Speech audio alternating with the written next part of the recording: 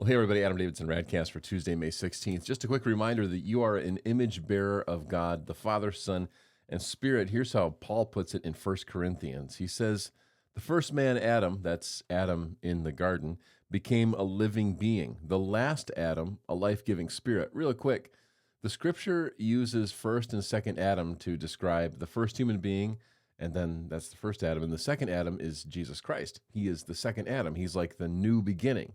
Did you know that? Anyway, so that's why Paul says the first Adam became a living being. That's in the garden. The last Adam, Jesus, a life-giving spirit. The spiritual did not come first, but the natural. And then after that, the spiritual, meaning Adam, the human, came first, and then the second Adam, Jesus, came second. The first man was of the dust of the earth, right? Because God breathes into the dust and Adam comes to life. But the second man is of heaven. That's Jesus coming down from heaven. Does it all make sense? Paul's painting this like comparison, contrast, compare. As was the earthly man, so are those who are of the earth, meaning you and I are Adamic. We are just like Adam, our great-great-great-great-great-grandfather. And so also are those who are of heaven, which means when we follow Christ, we are now taking on the image of God the Son.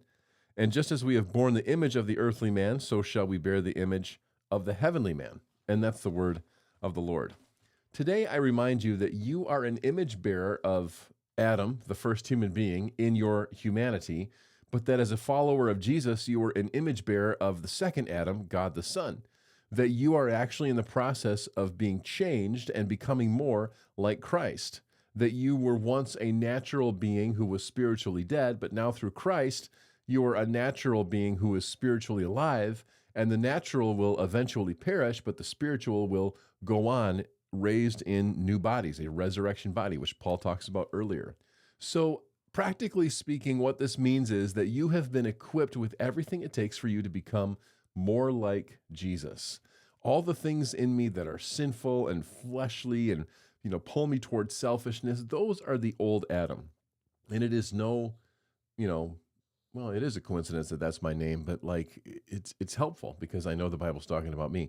That's the way that it used to be. That's old Adam. That's the first way. The new way is the way of Christ, which is the way of self-denial, sacrifice, love, obedience to God the Father. The second Adam, Jesus, does what the first Adam could not do. And the first Adam took on his own way and made his own rules and kind of did his own thing, and look what happened. The second Adam, Jesus, set aside his rights and his abilities for the most part and followed God the Father. That's what you and I are called to do as second Adams, as follower of Jesus. So go and bear the image of the second Adam. That's RadCast.